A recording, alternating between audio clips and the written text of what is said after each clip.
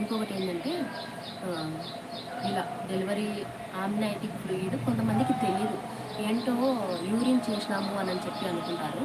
ఆ urine means washroom అనమాట. అలా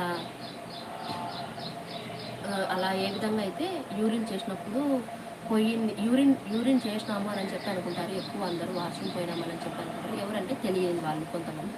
కానీ ఈ అమ్నైటిక్ ఫ్లూయిడ్ అనేది వాష్రూమ్ వాటరీస్ లాగా ఉంటుంది కాబట్టి అది వాటరా యూరినా అర్థం కాదు కొంతమందికి.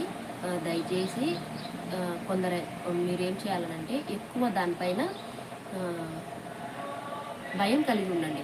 ఎప్పుడైతే ఈ యామ్నైటిక్ ఫ్లూయిడ్ అనేది ఇట్లా వెళ్ళిపోతుందో, బ్రేక్ అయిపోతుందో, అంటే ఇంట్లో ఉంటాం మనం, ఏదో కూర్చోవడమో లేయడమో అలా చేసి ఉంటాము. లేదంటే కనుక ఏదైనా చిన్న చిన్న వర్క్ అలా చేసుకొని ఉంటాం కదా. అలా చేసుకుంటున్నప్పుడు మనకు తెలియకోకుండానే ఆ లోపల ప్రెజర్కి ఉమ్మనీరు అనేవి పగిలిపోతుంది, లోపల పగిలిపోతుంది. ఇంకా మనకి ఇంకా ఏముంది అని అంటే ఆ ఏరియా ద్వారా బయటకు వచ్చేస్తుంది అనమాట. చాలామంది యూరిన్ అని చెప్పి అనుకుంటారు. అది యూరిన్ కాదు, ఉమ్మనీరే ఆ విధంగా అవుతుంది. ఎప్పుడైతే ఉమ్మనీరు ఇలా బ్రేక్ అయ్యి ఇదంతా ఇలా అవుతుందో దయచేసి అందరూ గుర్తుపెట్టుకోవాల్సిన విషయం ఏంటంటే ఉమ్మనీరు అలా కింద పడిపోయినప్పుడు ఎవ్వరు కూడా లేట్ చేయకుండా మీ దగ్గరలో ఉన్న హాస్పిటల్కి అయితే వెళ్ళండి.